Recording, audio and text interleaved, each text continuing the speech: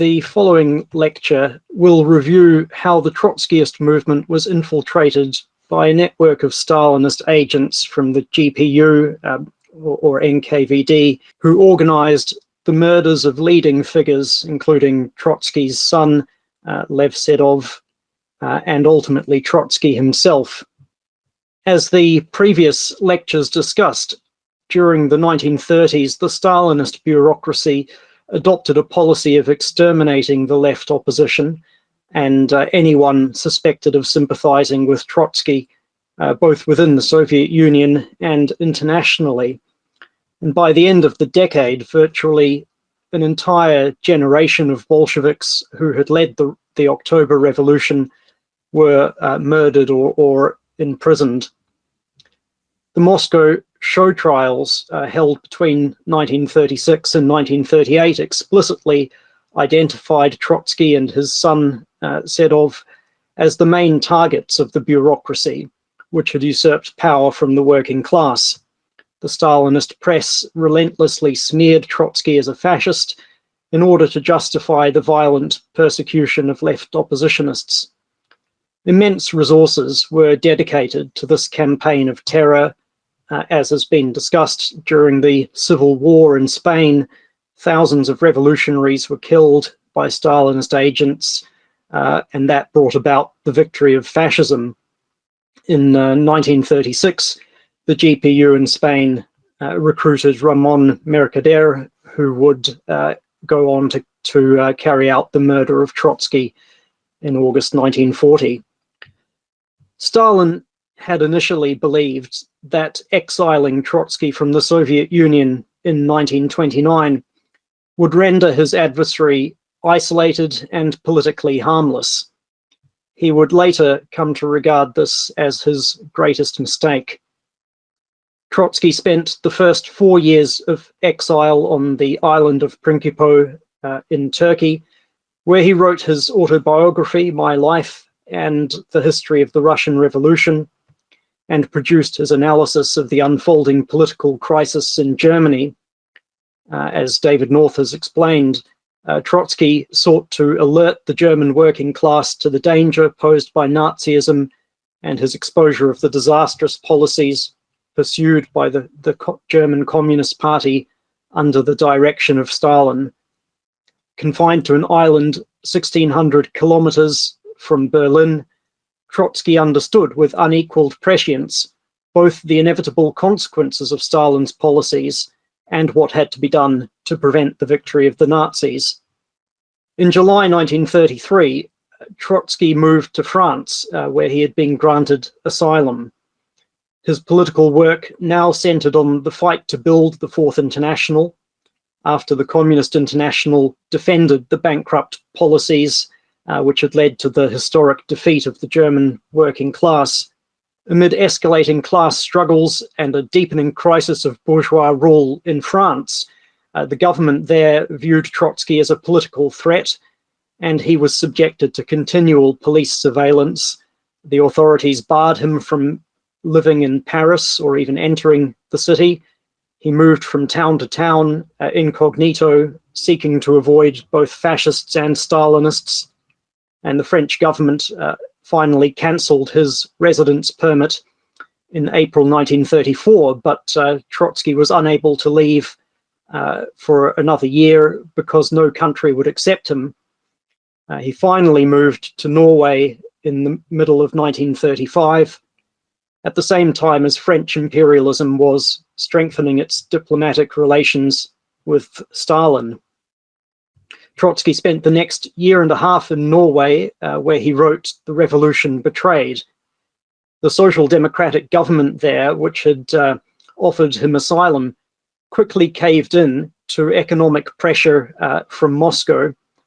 And after the conclusion of the first Moscow trial in August 1936, the Norwegian government placed Trotsky under house arrest and ordered him to stop writing and speaking about political events in any country. When Trotsky refused this outrageous demand, he was subjected to even harsher treatment. His two secretaries were deported, and he was sent to a small isolated house under police guard. His articles replying to Stalin's charges at the Moscow trials were confiscated by Norwegian censors. Trotsky warned the Norwegian authorities that their outrageous treatment of him was, quote, the first act of surrender to Nazism in your own country. And he prophetically declared that they would all soon be driven into exile by the fascists, which is what happened. Trotsky was forced to leave Norway in December 1936, and he wrote at the time, quote, when I look back today on this period of internment, I must say that never anywhere in the course of my entire life, and I have lived through many things, was I persecuted with as much miserable cynicism as I was by the Norwegian socialist government. For 4 months, these ministers, dripping with democratic hypocrisy, gripped me in a stranglehold to prevent me from protesting the greatest crime history may ever know. He was then granted asylum by the Mexican government, and it was in Mexico in April 1937 that Trotsky gave evidence to the Dewey Commission established by the American Committee for the Defense of Leon Trotsky to respond to the Stalinists' charges of the Moscow trials. The commission delivered its devastating verdict, exposing the trials as a colossal fraud. And throughout all of this, Trotsky's supporters and family members, both within the Soviet Union and Europe, were being arrested, sent into exile, driven to suicide, and in some cases murdered.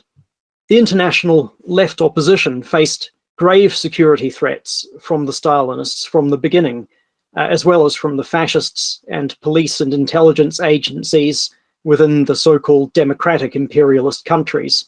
As Trotsky wrote in 1938, in the Stalinist mafia, imperialism has a ready-made international agency for the systematic extermination of revolutionaries. Two of the earliest Stalinist agents provocateurs were the Lithuanian-born Sobolevičius brothers, Jack Sobol and Dr. Robert Soblin. They had joined the left opposition in Germany in the early 1930s and went by the names Adolf Senin and Roman Well. They played an immensely disruptive role, working to inflame factional divisions and to politically disorient the young and inexperienced movement. By 1932, Well, who played a leading role in the Leipzig organization, was emphasizing what he called the successes of the Stalinists and implying or stating that the left opposition's differences with Stalin were basically just misunderstandings. As Trotsky wrote, Well became, quote, a defense lawyer for Stalin. That is, he supported the purges of the bureaucracy and called into question the right of the left opposition to exist. And as has already been mentioned in a previous lecture, just 10 days before Hitler took power, Senin and Well openly deserted to the Stalinist camp and published a falsified edition of the newspaper Permanent Revolution, declaring that the German left opposition was breaking with Trotsky. That Stalinist falsification was then spread and enthusiastically taken up by the Stalinist newspapers.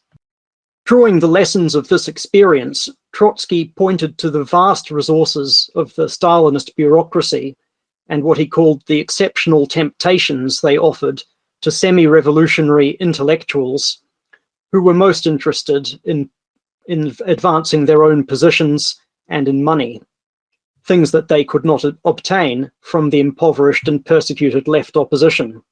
This is a quote from Trotsky. In the Comintern, in the GPU, in each national section, there is a special apparatus for the disintegration of the left opposition, composed for the most part of deserters of the opposition or of Stalinist agents who give themselves out as oppositionists. If the German comrades take the necessary trouble, they will surely discover the connections of such agents, which lead from Well and Graf, that is Max Graf, another oppositionist who became an open Stalinist, to the Comintern Secretary Dmitry Manuelsky and the OGPU Chairman Menshinsky. It stands to reason that no agent can destroy an historically progressive tendency embodied in the tradition of revolutionary Marxism, but it would be an unpardonable frivolity to ignore the actions of the Stalinist agents for the introduction of confusion and disintegrations, as also of direct corruption. We must be attentive and watch out.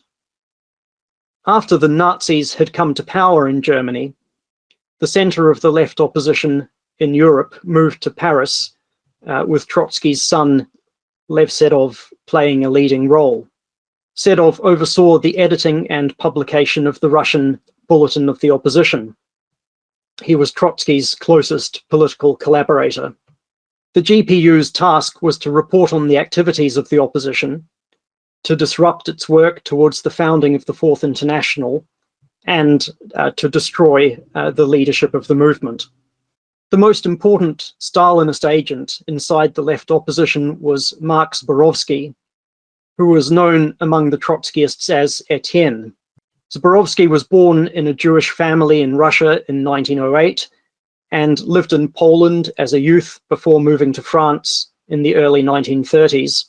In February 1956, he told a Senate Judiciary Subcommittee in the United States that was investigating Soviet activities that he had been recruited by the Stalinists in 1932 or 1933.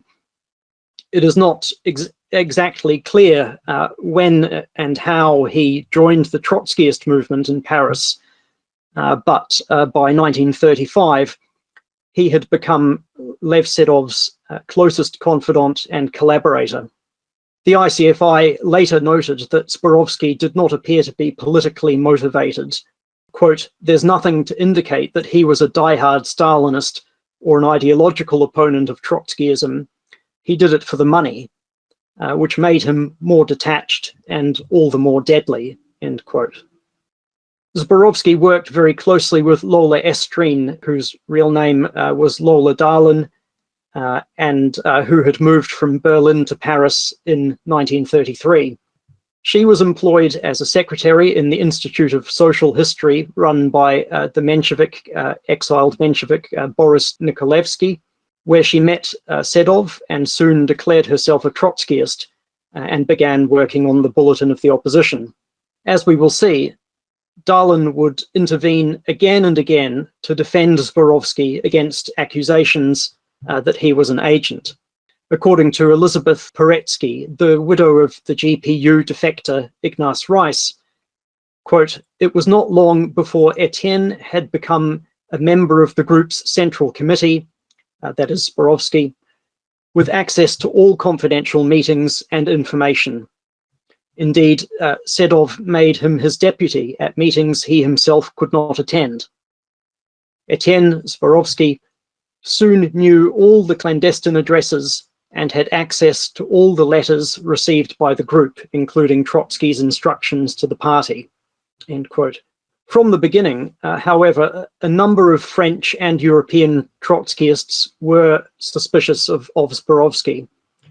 Poretsky writes that Zborovsky, quote, "claimed he had left Poland to avoid being kidnapped by the NKVD, and Pierre Naville, who took an instant personal dislike to Zborovsky, wanted to have his story checked, but was overruled by the group." And Naville would seek to hide information from Zborovsky, especially the location of confidential meetings, because he suspected that the details would be passed on to the GPU.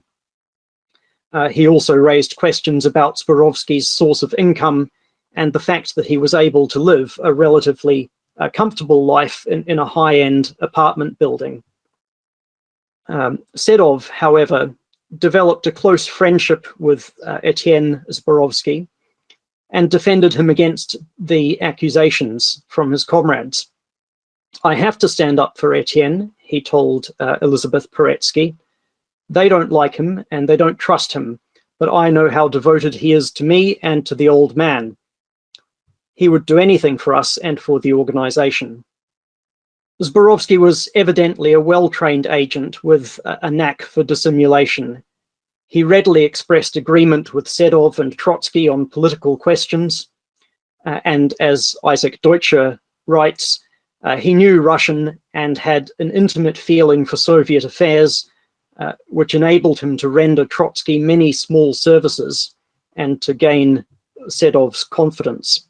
The left opposition was always short of Russian speakers, who were essential for the production of the bulletin.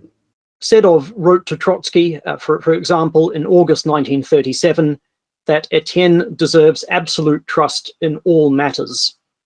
And this attitude of absolute trust was to have fatal consequences. In November 1936, a portion of Trotsky's archive was stolen from the Nikolaevsky Institute. This immediately cast suspicion on Zborowski, since he and Lola Darlin, who worked there, along with Lev Sedov, and also, I believe, Trotsky's secretary, Van Hagenort, as well as the Institute's director, were the only people who knew about the location of the documents. But Sedov dismissed out of hand any suggestion that Etienne was involved in the theft.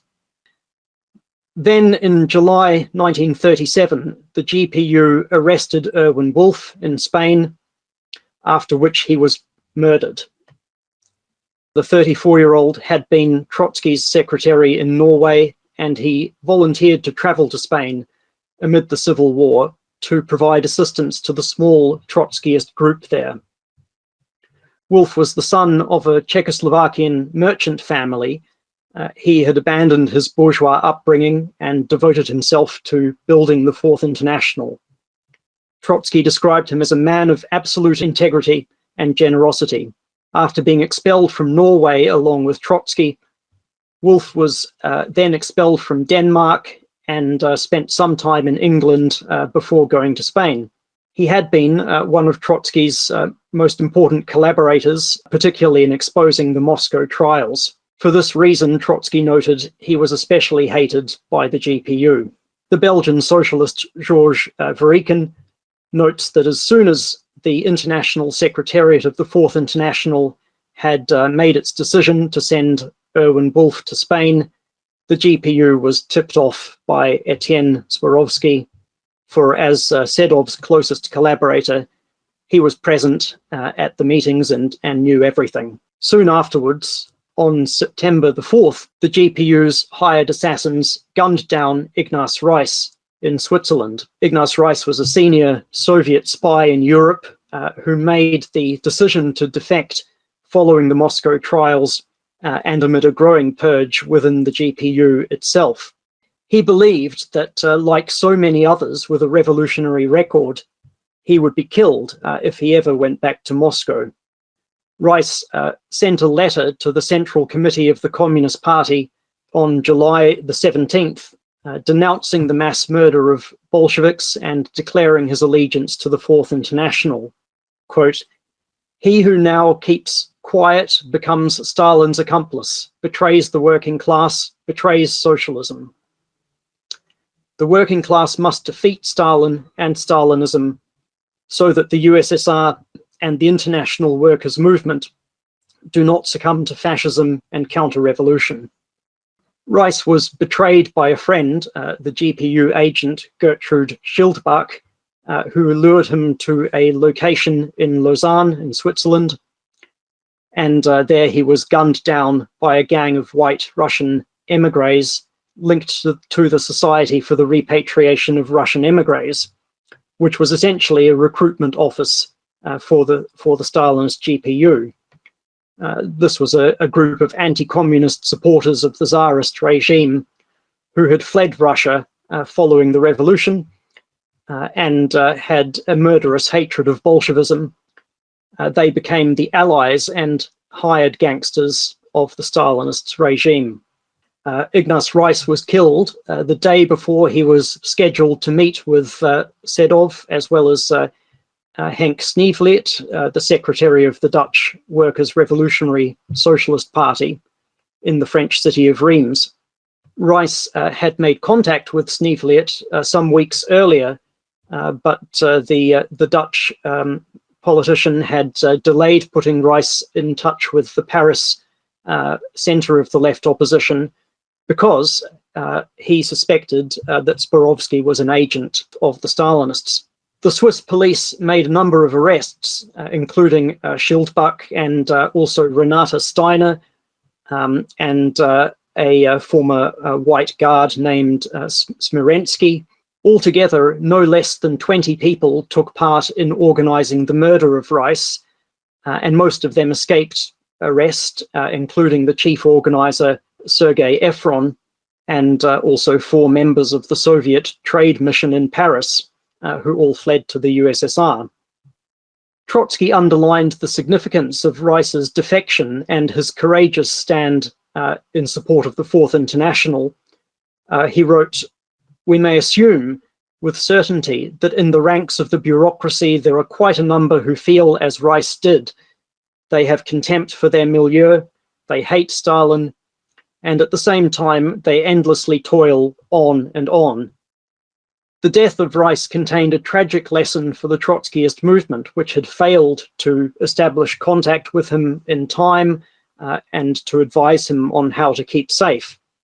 Trotsky wrote that instead of sending a private letter to Moscow declaring his embrace of the Fourth International, Rice should have announced his defection publicly and turned himself in to the French police for his own safety.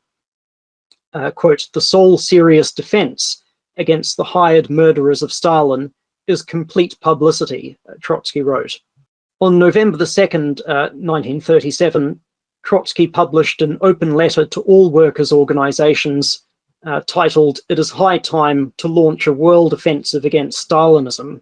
Drawing conclusions from the murders of Rice and Erwin Wolf and the mass murder campaign in Spain, Trotsky called for the systematic exposure of Stalin's crimes internationally. Quote, "It is necessary to institute in all labor organizations a regime of rigid mistrust of everyone directly or indirectly connected with the Stalinist apparatus. It is urgent to create special commissions which would follow the maneuvers, intrigues, and crimes of the Stalinists, warn the labor organizations of danger in store, and elaborate the best methods of parrying and resisting the Moscow gangsters.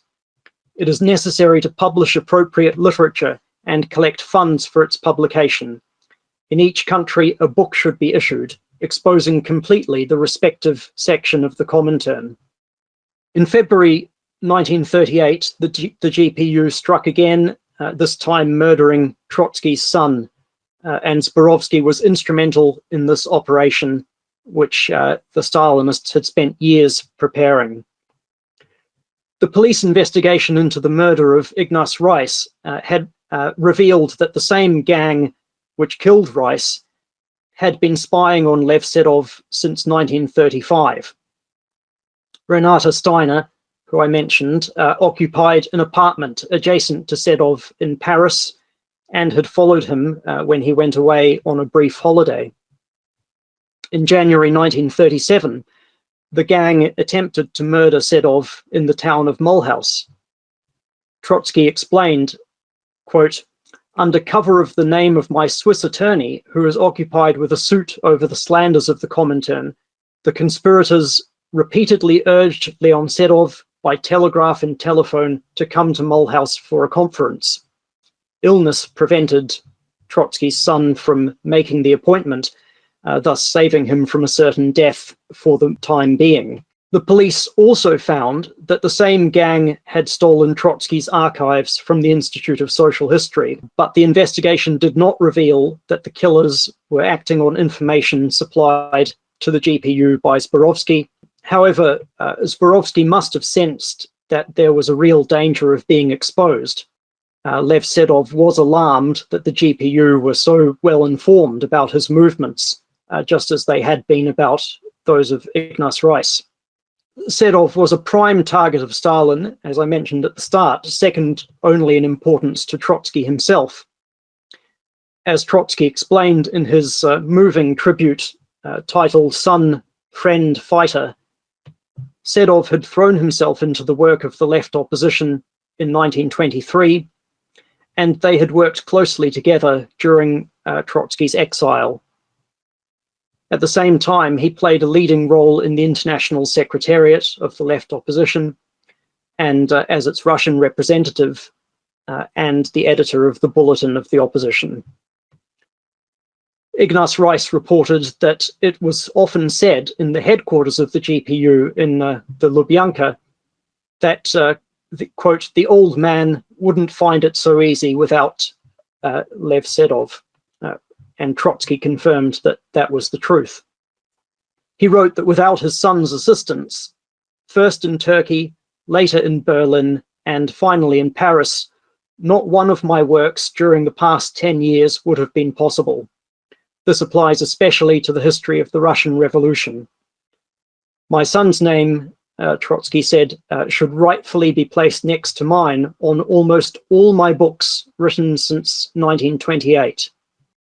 When Trotsky was placed under house arrest and deprived of contact with the outside world by the Norwegian government in 1936, Sedov took up the task of exposing the first Moscow trial in the Red Book, which Trotsky hailed as a priceless gift, which demonstrated that his son was not only an independent, but an outstanding figure. It must be remembered that all of Lev Sedov's work was conducted under extraordinarily difficult conditions, including material poverty, the constant threat posed by the GPU, and the relentless persecution of Trotsky's family. Lev's half-sister Zinaida had been driven to suicide in 1933. Her son Seva was then sent to live with Sedov and his companion Jean-Martin. And Lev Sedov's younger brother Sergei, an engineer and a scientist not involved in politics, was arrested in the Soviet Union in March 1935 and executed 2 years later at the age of 29. That was followed by the murders of Wolf and Reiss. As Trotsky noted, Stalinism was, for his son, not an abstract political concept, but a series of moral blows and spiritual wounds. The murder of Lev Sedov was carried out in the following way. Trotsky's son had been in good health. He suddenly became ill with what was thought to be appendicitis at first, but later revealed to be intestinal inflammation. On February the 8th, Borovsky and Lola Darlin arranged for Sedov to be transported to the Clinic Mirabeau in Paris, a facility known as a haven for Russian émigrés and therefore GPU agents. And Lola Darlin's sister-in-law, Dr. Fanny Ginsberg, worked there and assisted with the operation on Lev Sedov. After 4 days of apparent recovery, Sedov suddenly relapsed and died an agonizing death on February 14th. After the ambulance had taken Lev Sedov to the clinic, Zborovsky immediately informed the GPU.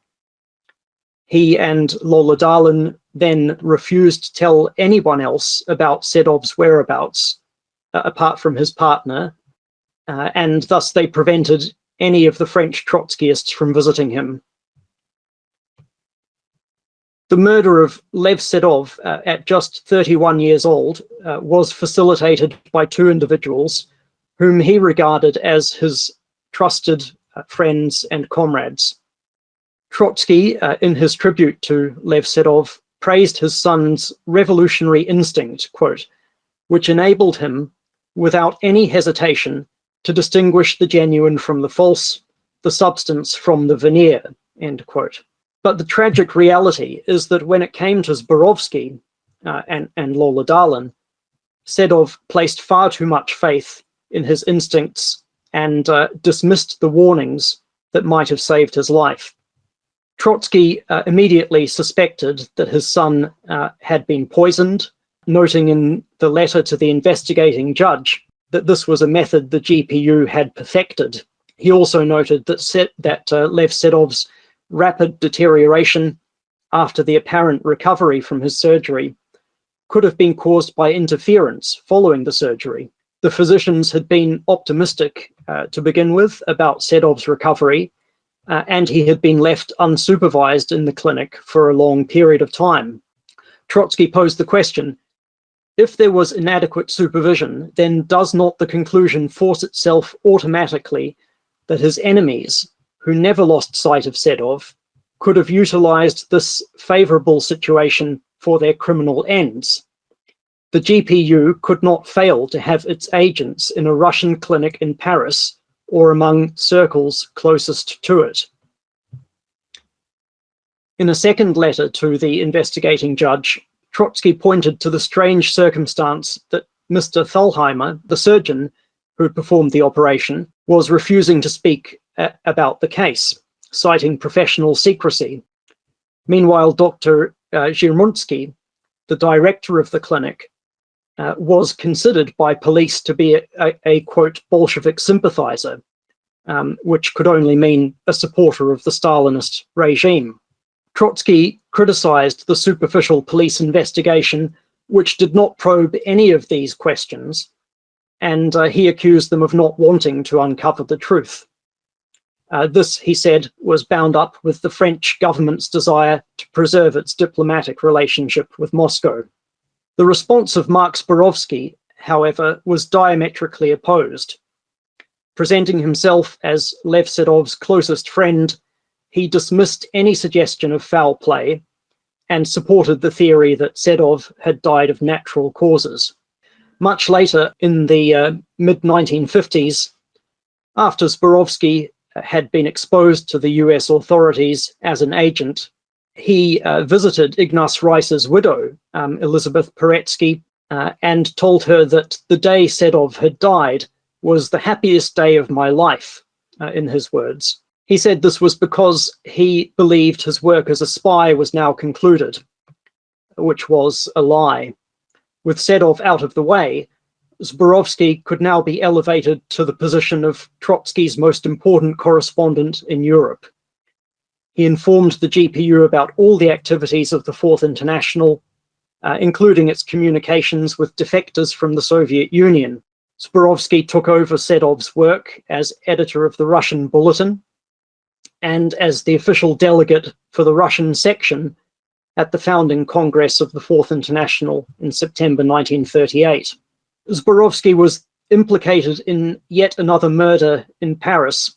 On July 13, 1938, Rudolf Clement, another of Trotsky's secretaries, suddenly disappeared. In September, his headless and mutilated body was recovered from the River Seine. He was the sixth of Trotsky's secretaries who had been murdered by the Stalinists. According to Isaac Deutscher, Rudolf Clement had written to Trotsky in November the previous year, 1937, warning that Lev Sedov's life was in great danger from the GPU network in Paris. He had strongly urged that Lev Sedov should join his father in Mexico. And prior to Rudolf Clement's disappearance, he had begun investigating the murders of the left oppositionists, and it is suspected that he was gathering material that could have exposed Zborovsky. On July the 8th, so just a few days before Clement disappeared, his briefcase was stolen on the metro, and it is likely that the GPU found something among his papers that required Clement to be silenced. The murder of Clement, following so soon after Sedov's murder, again fueled the suspicions about Zborovsky. Both the Dutch socialist Henk Sneevliet and the writer and revolutionary Victor Serge, a supporter of Trotsky, now openly accused Zborovsky of being an agent.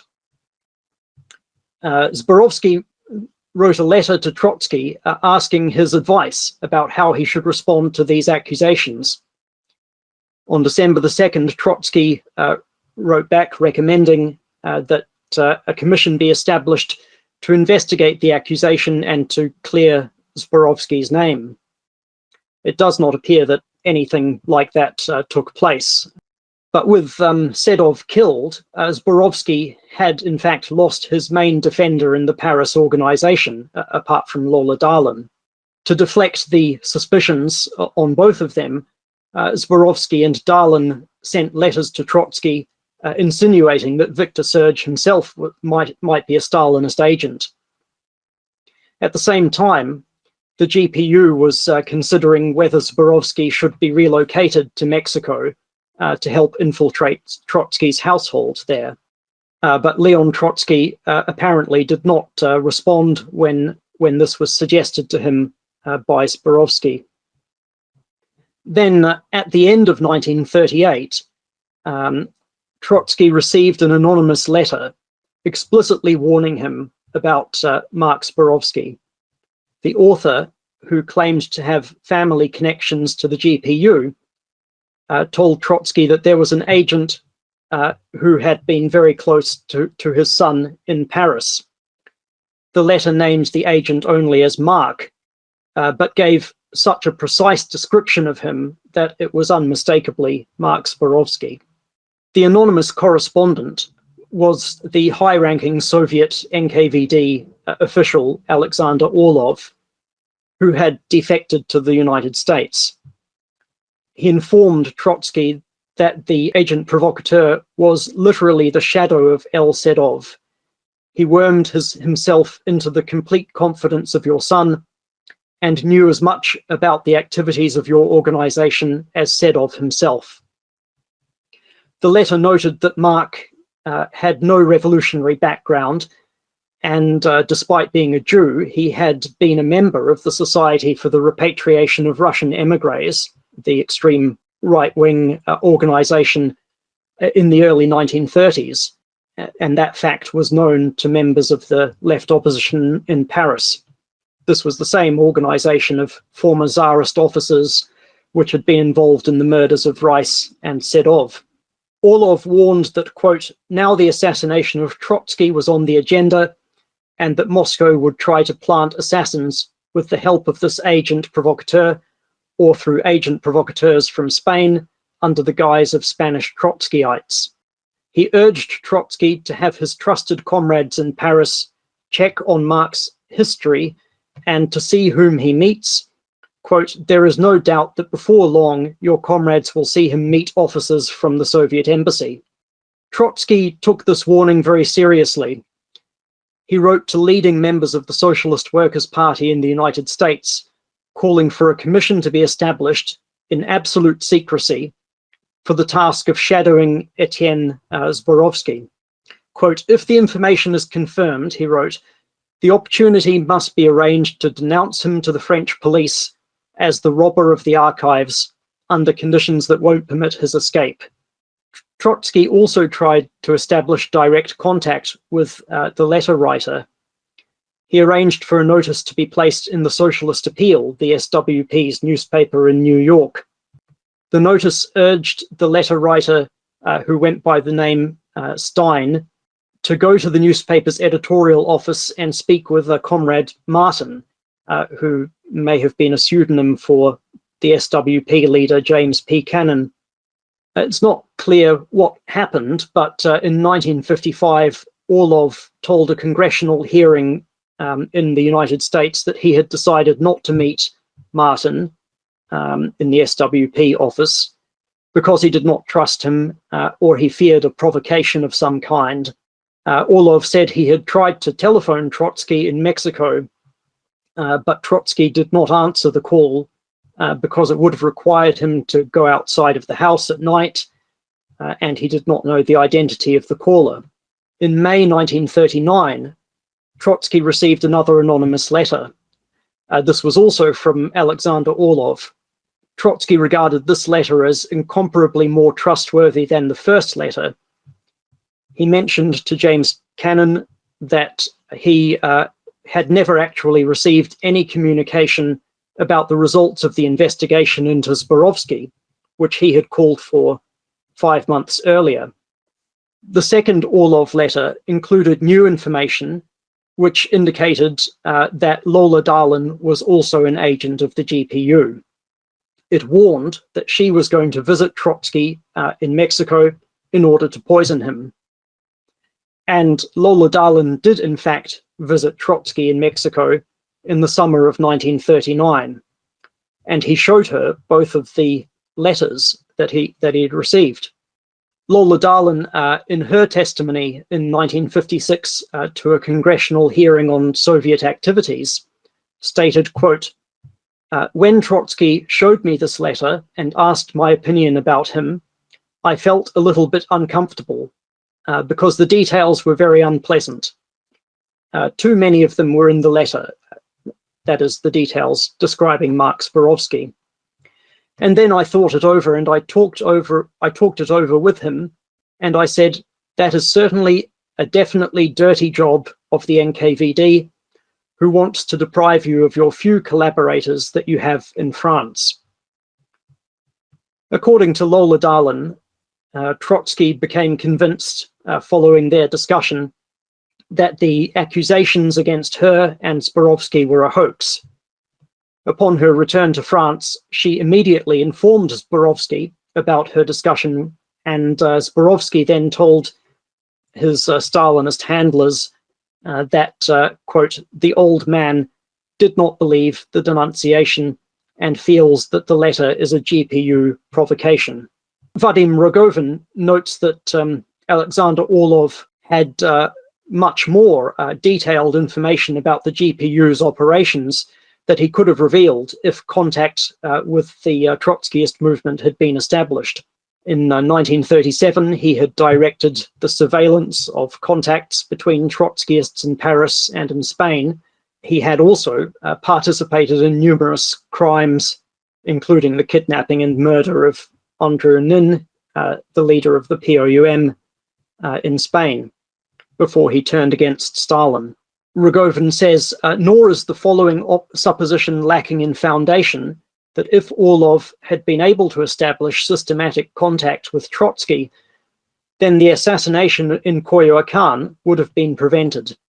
For Orlov had met in Spain with Mercader's mother and had recruited Mercader himself, who was sent along with other Spanish agents by the GPU center to Mexico. It remains unclear what steps, if any, were taken to investigate Zborowski following Trotsky's very clear instructions to do so to the SWP. And in 1975, the ICFI posed the question to the Socialist Workers' Party, what actually happened to the investigation commission? Was Joseph Hansen on this commission? And what were its findings? Will the report now be published? There was no response to these questions. As other lectures will review, there is abundant evidence uncovered by the ICFI that Hansen, who was Trotsky's secretary in Coyoacan, was an agent of the GPU before Trotsky's assassination, and afterwards turned into an FBI informant. Significantly, the first letter from Orlov was only published in full in 1975 as part of the ICFI's investigation. The SWP never released the contents of the second letter, which apparently identified Lola Darlin as an agent. Despite the warnings from Orlov and from Trotskyists in Europe, the leading SWP member, George Novak, worked with Lola Darlin to help Zborowski escape wartime Europe and relocate to the United States, where he continued his work spying for the GPU on the Trotskyist movement. And Andrea will have more to say about that. Just one final point in conclusion of this part of the lecture. In an extraordinary article in 1940, Joseph Hansen implied that nothing could have been done to prevent Trotsky's murder. He portrayed Trotsky as someone who, quote, could not endure security measures, and someone who did not consider Stalinist spies to be particularly dangerous. Quote, Trotsky preferred to trust his friends rather than to suspect them. Mutual suspicion in his eyes was a disintegrating force, much worse than the inclusion of a spy in the organization, since such suspicions are useless anyway in uncovering a highly skilled provocateur. This is a complete falsification of Trotsky's attitude. As we have seen, he took security extremely seriously, and made significant efforts to uncover GPU agents within the Fourth International. Zborowski would have been exposed if the well-grounded suspicions about him had been properly investigated. Zborowski was protected by other Stalinist agents within the Trotskyist movement, as well as by the French police, who refused to properly investigate the murderous activities of the GPU, and by the mistakes and naivete of Lev Sedov and other Trotskyists. The true identities of Etienne Zborowski and other agents, including the SWP leader Cannon's secretary, Sylvia Franklin, were concealed for decades by the SWP and by the Pabloite movement internationally. That is because the exposure of Stalin's crimes and the counter-revolutionary activities of the bureaucracy cut across the Pabloites' political agenda, which was to destroy the Fourth International as an independent movement by liquidating it into the various Stalinist and petty bourgeois parties and regimes. Thank you, comrades. That's the conclusion of the first part of this lecture.